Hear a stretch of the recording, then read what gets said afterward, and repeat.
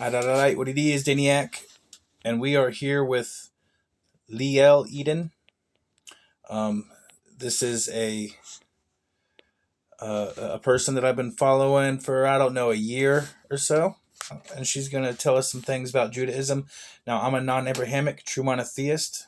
Followers of Abraham are essentially a blood cult of sin worshippers, but I still love you. We're all brothers. Let's talk about it. Yahweh, Jesus, and Allah are desert war gods of hypocrisy, not the actual one true creator. Although there are, see, I'm really close to omnitheism. I'm developing my own theology. Actually, the theology I have developed already is way more developed than anything you will find on omnitheism, but that's just the closest thing that already exists to what I got going on. So essentially, all consciousness is an extension of the omni-consciousness. The living God is living because he is living through all consciousness, okay? And as such, we are all co-creators within the Godhood, and as such, we are all an extension of God. Some could even say we are all even God. We are all God. So if God is a perfect creator, then everything that he produces is as well a perfect extension of himself. And it is by that reasoning that I say we are all God. And some people will say, what do you mean, Dane? We don't got superpowers. Yes, you do. You create the world that you live in through your thoughts and through your actions. That is your superpower. You change your thoughts, you change your actions, you can change the world that you live in, okay? We are creating our own worlds as we experience it. I call it the fractal singularity omnimatrix. That is another name for my definition or explanation of the one true creator. All right, and I got a bunch of videos on that. Let's get into this, right, Chiana? Let's see where this goes. Hello everyone and welcome back to my channel. If you're new here, my name is Liel Eden and I'm so grateful that you are here. In today's video, I want to share with you guys the different soul levels according to Judaism. Judaism, we believe that there are 5 main soul levels, and when I say soul levels, I mean different states of consciousness, different levels of consciousness, because consciousness is soul.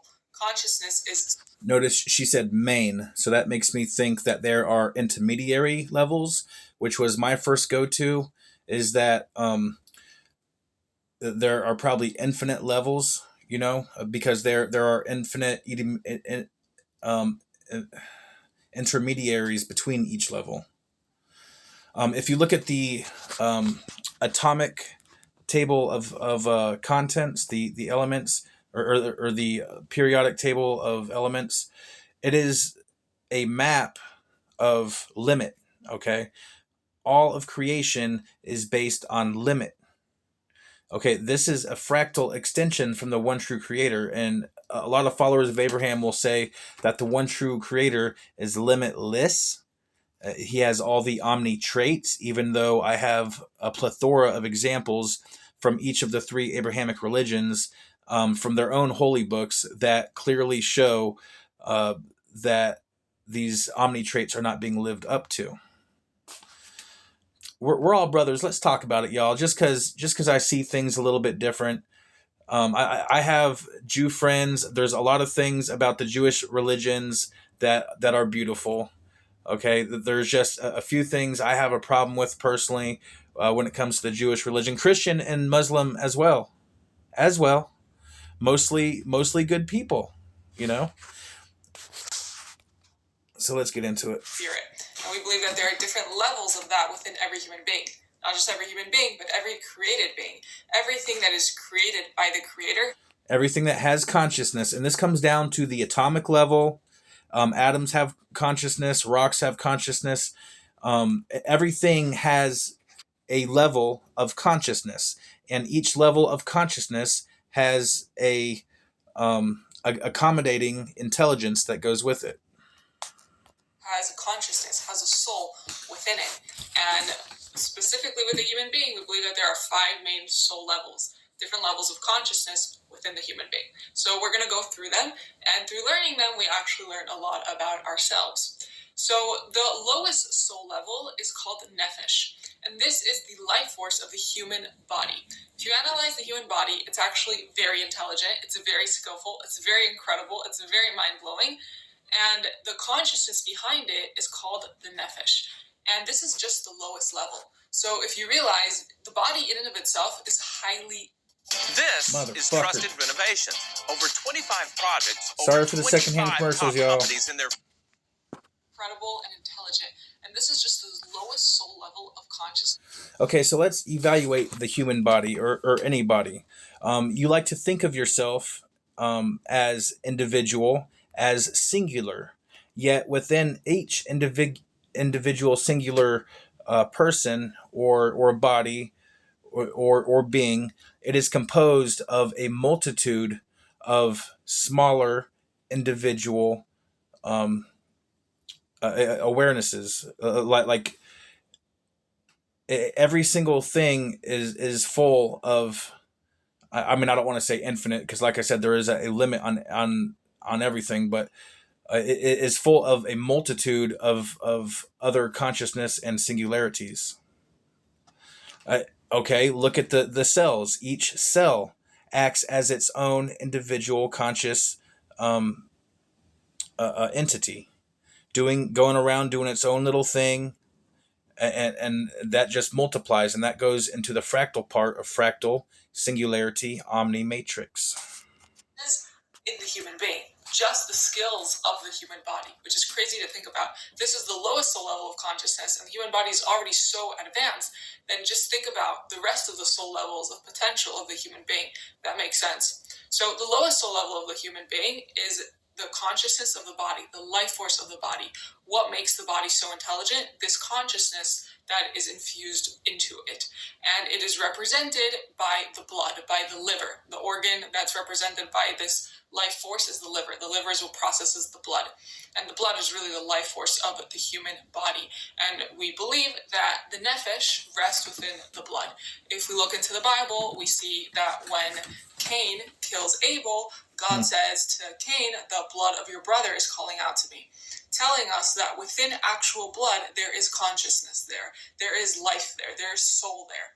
And it's the lowest soul level of the human being. And if that's the lowest level, which is... Now, it is my theory that the actual seat of the soul in the human body is the mycelium. All living things have mycelia within their bodies. And it is my theory that that is the seat of the soul. So this is a interesting theory here. It kind of sounds like you're saying you think that blood is the seat of the soul. So that's interesting. Okay. It's already super intelligent. Just can't even begin to imagine what the higher levels are capable of. So lowest soul level, nephesh, life force of the physical body, represented by the blood. The soul level above that is called the ruach, which on a literal level means spirit or wind. And this is the life force of the human being's emotions, your emotional capabilities. This is represented by the heart. And this is simple. It's a human's ability to feel. It's a human's ability to love, a human's ability to hate, a human's ability to connect. It's the emotional capability of the human being. And that is a soul level above the consciousness of the human body. You see, this soul level is super, super powerful. And it's the one that we are most... I kind of take the Bruce Lee philosophy to theology. Take what is useful and leave what is useless. So I absolutely enjoy studying all kinds of different theology. I do not chain myself to anyone. I'm developing my own theology. I'm working on the book right now. You can check out a bunch of my posts on my channel that I've been dropping from the raw content that I'm going to be using to make my book. But I just enjoy exploring other people's perception. That's the entire reason why I even started my channel. But the whole thing I wanted to do was travel around and interview true believers of every different theology and just explore their perception. I haven't got there yet. 2 years later, I haven't had the equipment this whole time. But I will get there. The closest I've come to it is my podcast, The Theology Council, to which I extend an invitation to Liel. It is the Theology Council, a safe place where people of varied perspectives can discuss unsafe and controversial subjects. And I like to have a full panel full of a wide variety of perspectives, and the viewer watching each episode will be exposed to the highest amount of perspectives on each individual issue. And I cover all kinds of different issues, not just theology. Connected to. Human beings, above all, we are driven by feeling, by love, by strong emotions. And most human beings allow themselves to be driven, guided by the feeling, by this soul level, the ruach, the spirit, right? Wind, which is ruach, which is what is the name of this soul level, which in Hebrew can mean wind. Since you're talking about being driven by the soul, I just wanted to point out that the actual one true creator called on me to defy the broken theology of Abraham. Okay, and that's why I'm here. And you might ask, Dane, well, okay, what makes the theology of Abraham broken? The main axiom which makes the theology of Abraham broken is that it incessantly attempts to interject division into that which is united, the creation. And they do this with various constructs such as sin, such as evil, such as devil, such as hell. Now, I realize that last one is specifically for just Christians and Muslims. And while we're on this subject right here, Christians created a divergent Yahweh. They appropriated the Jewish God, and they called it Jesus. They changed almost everything about Yahweh. I got a whole big list of things that are changed. And then they want to gaslight the world by saying that, one, that they worship the Jewish God, and that, for two, that no one can create God in the image they want. It's like, the fuck you talking? Every single God on this planet that is worshipped was created in the image acceptable by its followers, by its adherents. Spirit, it is everywhere. It is the dominant power in this world. It is the wind. It is the air. And so too within ourselves. It is... Everyone's gearing she got up them for commercials the turned up. She's like, pay me for this shit. All right. I haven't made a single penny yet, 600 videos later. It's the one we are most connected to. It is our ability to feel. It is our emotional capability. And the soul level is represented in the heart. So lowest soul level what's of the next consciousness one? Is in the human body. It's the nefesh. Above that is the human consciousness of the emotions. And it is called ruach. And then above that is called the neshama. And that is the consciousness of the human mind, right? And I said that for us, what we connect most with is the middle level, which is the soul level of the emotions. But the truth is... I don't know. It seems out of place that the consciousness of the mind would be above the spirit. You know, if you're taking it in ascending levels, it just looking at it first off, that kind of seems like out of order to me, but I don't know. Let's learn more about it. The most powerful level and the most defining level of our lives is our neshama, our consciousness of our minds. You see, we believe that it's all a ripple effect, and it's all rooting in the mind. Your neshama creates a ripple effect, triggers the ruach, which is the state of your emotions. And your ruach, which is your state of emotions, triggers the nefesh, which is the physical body.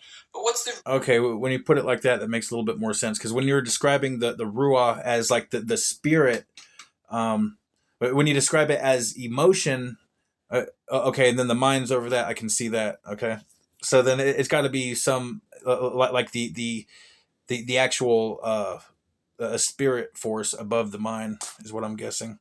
Root of it all, it's the neshama, it's your state of your mind, telling us that truly where your thoughts are, where your mind is your mind a very optimistic, happy, positive place to be, or is your mind a very negative, scarce, pessimistic place to be?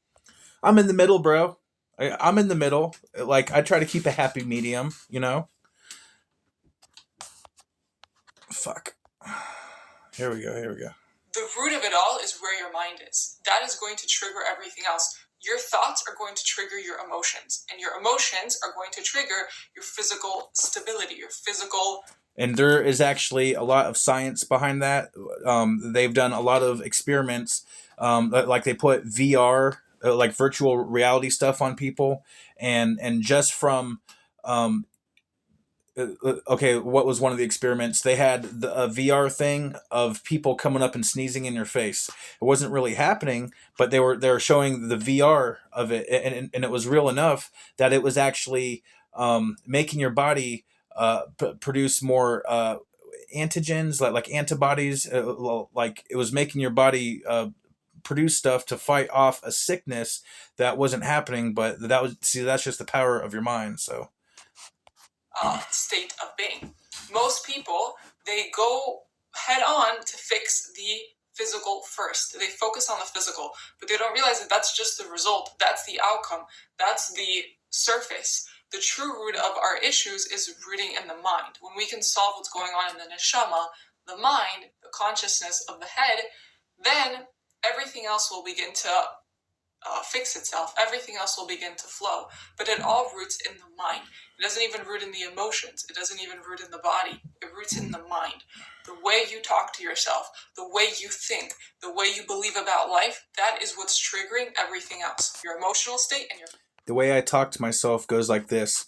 I am the brightest night. I am the darkest light, and I am ascending, as are we all.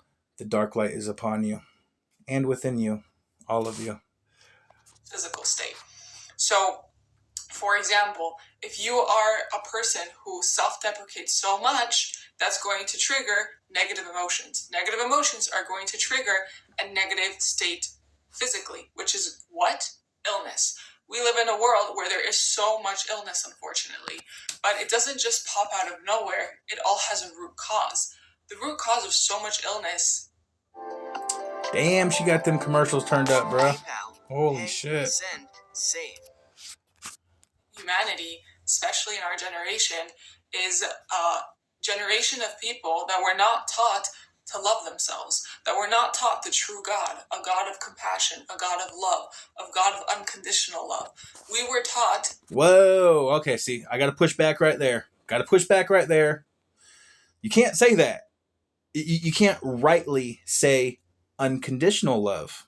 No. Not when specifically and very well known that the God of the Jews has a whole big old list full of conditions. I'm not talking about just the 10 most people are familiar with. What is it, 600 or something condition? I'm just saying. The unconditional part, don't see, this is what I'm saying. I do believe in the actual one true creator. But I have enough theological deviations in my perception of that to not call myself Abrahamic. That's why I call myself not Abrahamic, true monotheist. And I will point out stuff as I go. See, I'm a dumb fuck. I'm just a floundering fucktard. And when the one true creator called on me to defy the broken theology of Abraham, I was looking around and I'm like, there are so many smart people that capitulate to the theology of Abraham. And I asked myself, how can I compete with their obvious brilliance when I'm such a fucktard? And the one true creator said, don't worry, you don't got to do shit. When an incongruency or inconsistency pops up, I will show you. And that was an example right there. See, you can't rightly say unconditional, Liel, if we're being intellectually honest. Come on now, bro. Self-deprecation. We were taught self-hatred. We were taught self-judgment. And when that is constantly the inner... What are you talking about? The scriptures, the Jewish scriptures teach you all that. Also, I'm not saying the world doesn't either, but see, okay, the Torah is an idol. All right, I'm just going to rip the Band-Aid off. The Torah is an idol. And what makes the Torah an idol then, Dane? With your dumb fucking argument over there, Dane. Okay, well, I actually got a good argument for it. So, divine sovereignty is the source of divine revelation. Not even divine sovereignty, which is the source and has the right, but not even divine sovereignty claims exclusivity. exclusive revelation. It doesn't need to. All revelation is its revelation. All divinity is his divinity. That's why the Jewish and really the whole Abrahamic perception of the one true creator involves a strong element of jealousy. There is nothing to be jealous of to that which created all things. So what makes the Torah an idol? Okay, see, the Torah would just be a totem. And a totem is fine. Totems are beautiful things. A totem is a creation by a co-creator. Okay? That was inspired by the divine sovereignty. Okay, but the minute you take that creation and say, this creation that I made is the exclusive source of divine revelation, as what many followers of Abraham do for their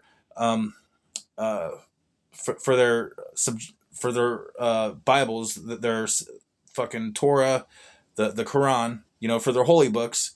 They say these holy books are the exclusive source of divine revelation, totally discounting and cutting off the actual source, which is our divine sovereignty, the inseparable connection to the actual one true creator. That's what makes the Torah, the Bible, and the Quran idols. Now they don't like hearing that because they are essentially a blood cult, and whenever that idol word really activates their blood cult tendency. They start wanting to kill shit. Idol what? Idol where? Let's kill it. Kill it. Kill the idol. Burn it. Break it. That is weakness. All of divinity is his divinity. All revelation is his revelation. There is no word or name possible to be spoken separate from the actual one true creator. For there is no word or name possible to be spoken without the breath of life which empowers it. Roll with it, Liel. Roll with that shit.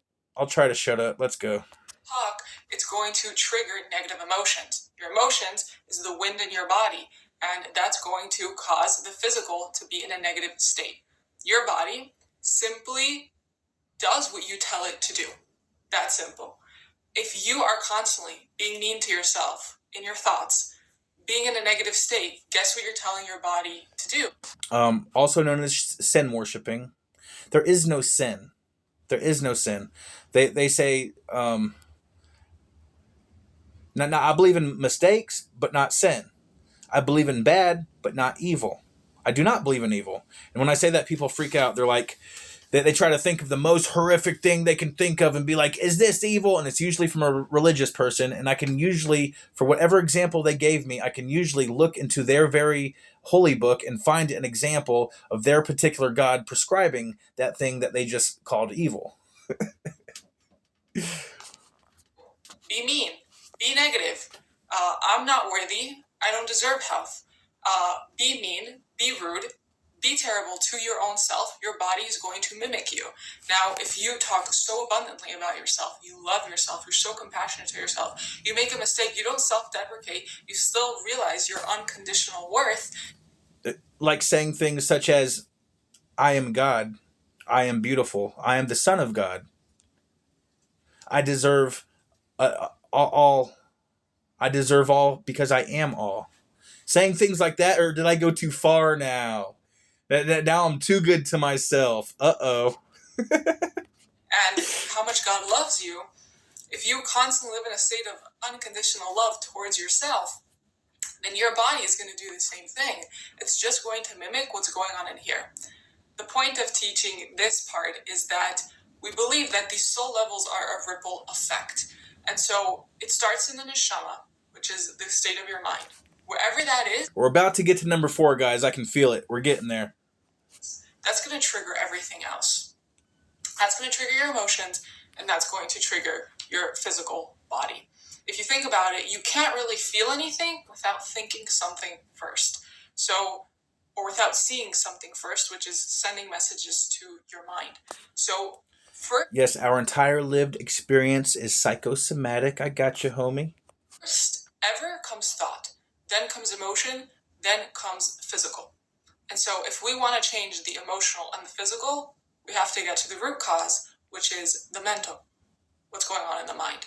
So I'll give many more classes about how to reprogram the mind and focus on fixing how we think, but this is just to give you a main idea of... Could we at least call for a ceasefire?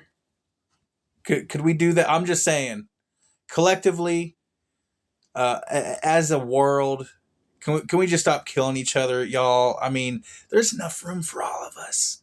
I don't know if you noticed, but there is plenty enough room and things and resources for all of us. There really and truly is. Because abundance is the effect of creation. It is.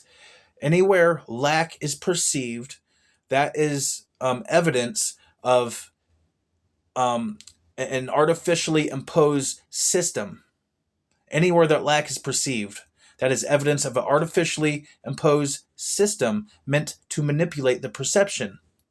Because abundance is the birthright of creation, for all of creation. What we believe in Judaism about soul conscious levels and the effect they have on our lives. That the result of our lives is not at random. It's all a ripple effect. It's all consequences of our own choices. And then there are two higher levels, which are very out of reach for human beings. The level above Neshama. Access the inheritance money you need now with our fast and simple 3-step process. Start. It's called Chaya, which is... See what she just said right there? I don't agree with that.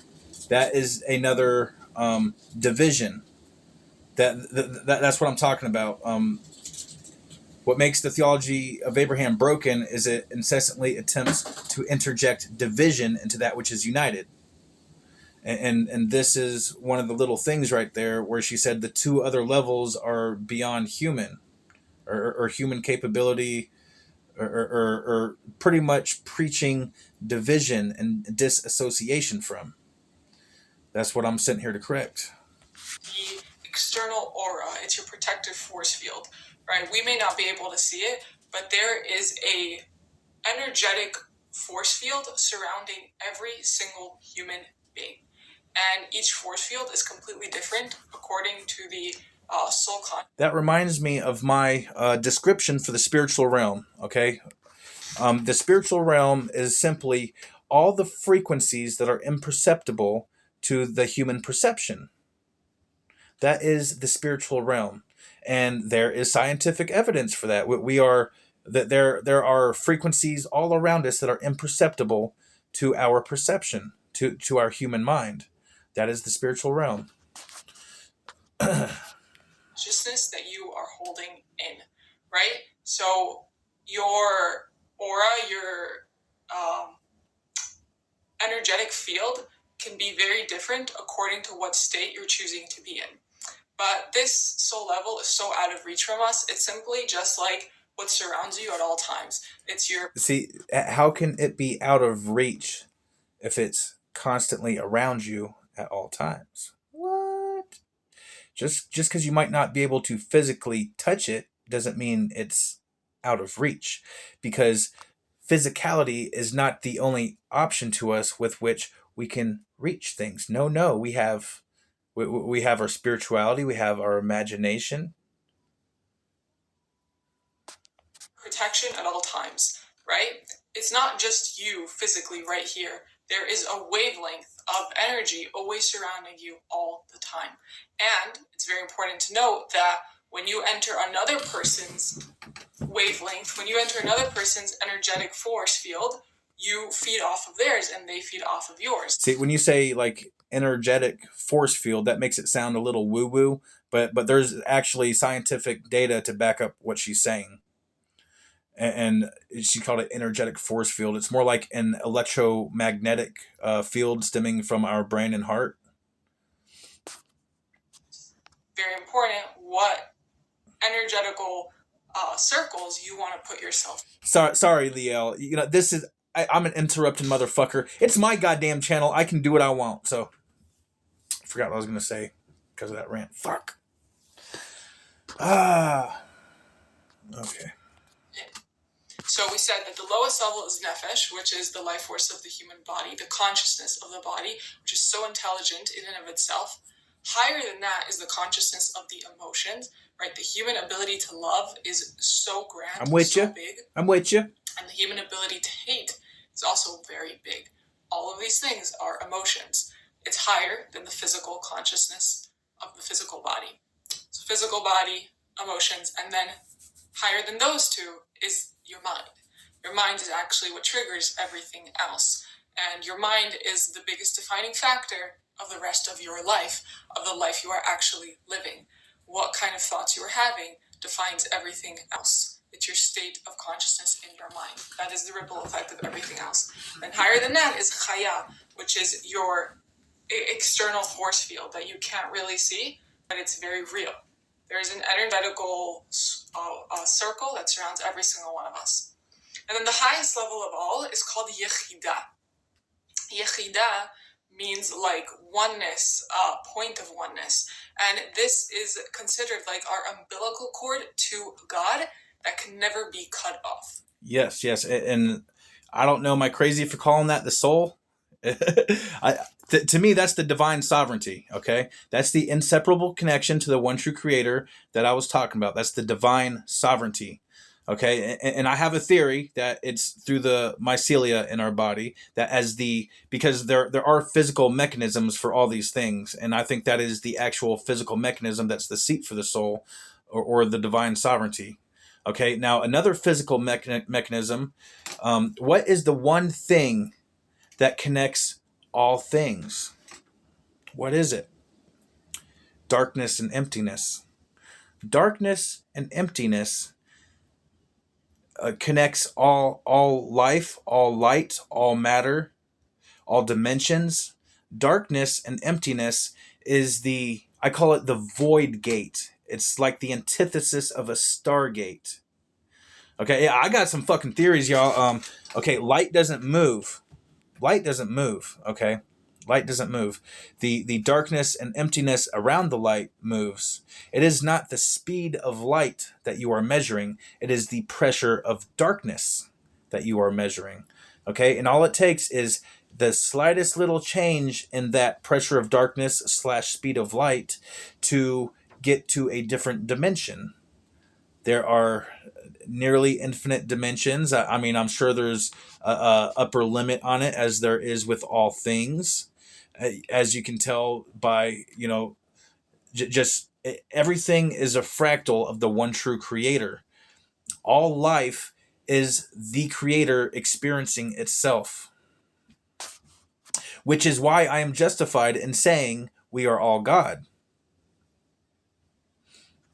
So, Dane, how can you claim monotheism if you say we are all God? Well, that's easy, because we are all one.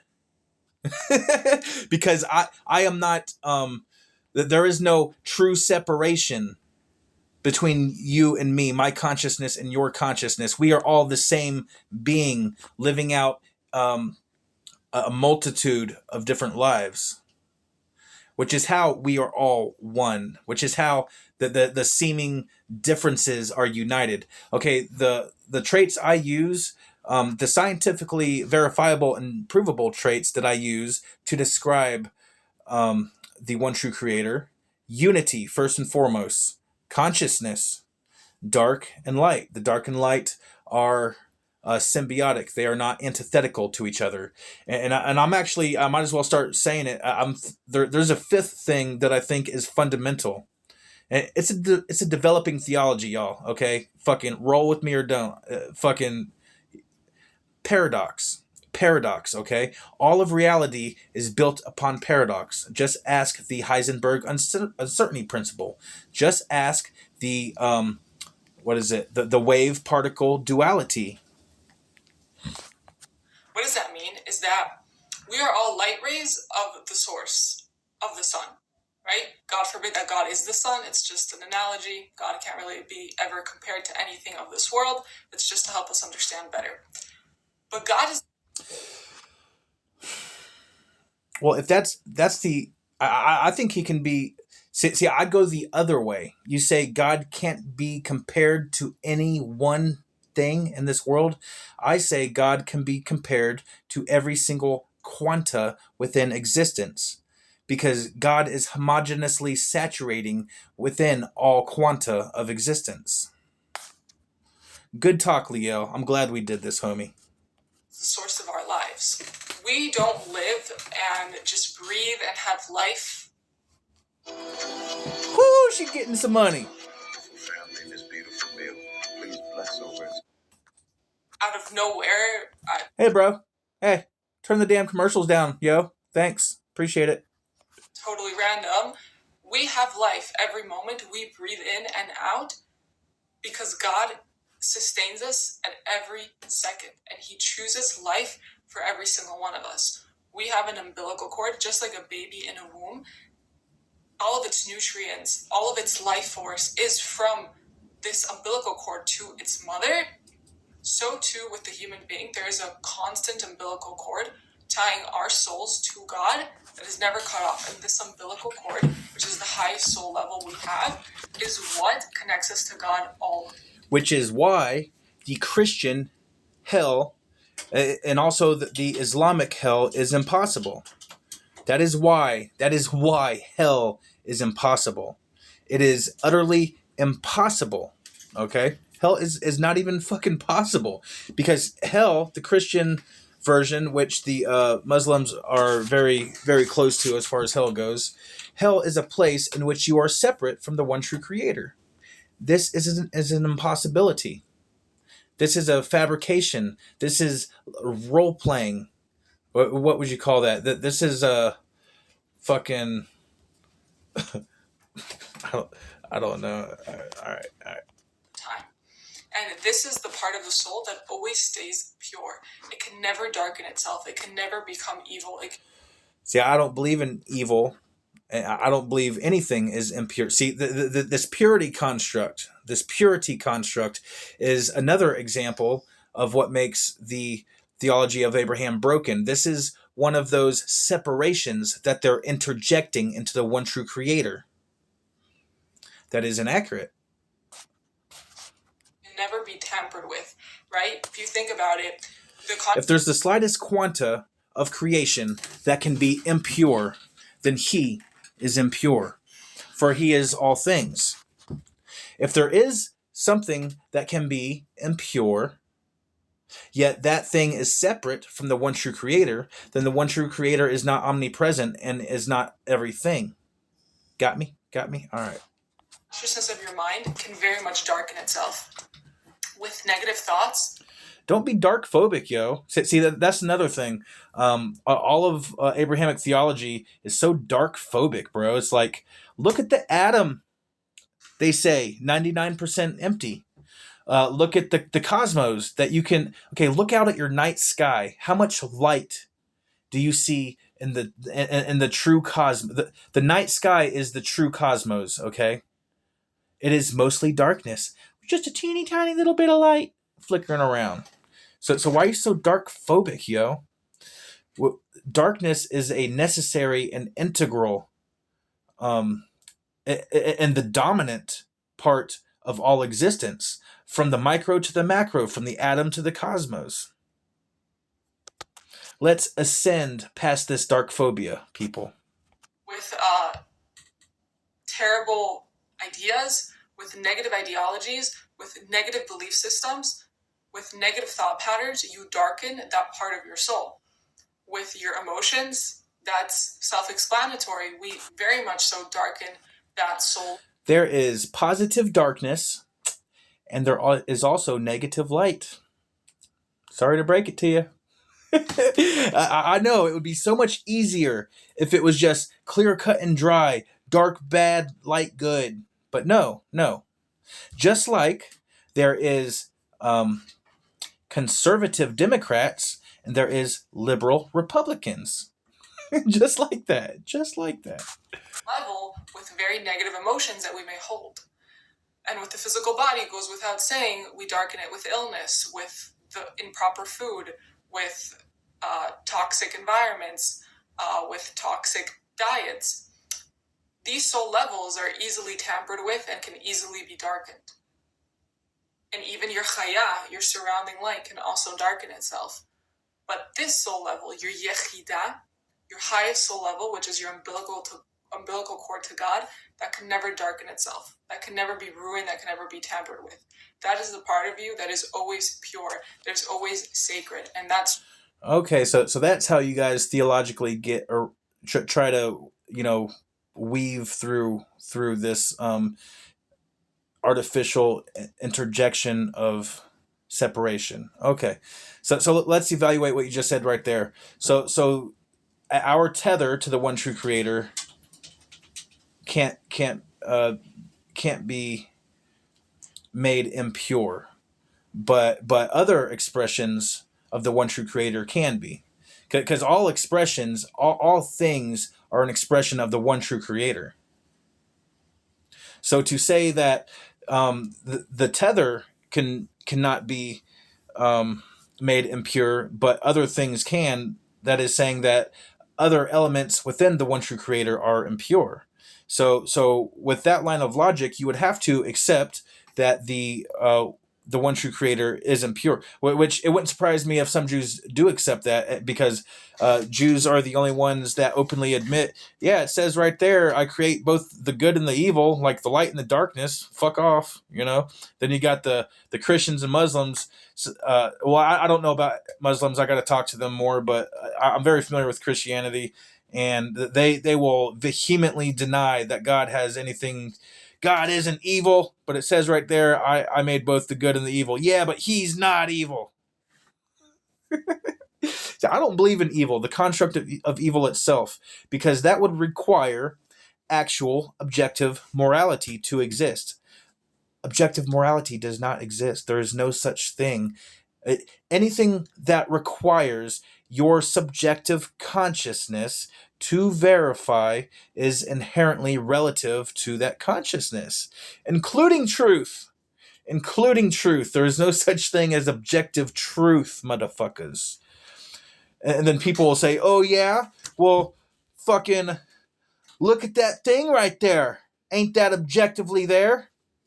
I'm like, no, that is subjectively there.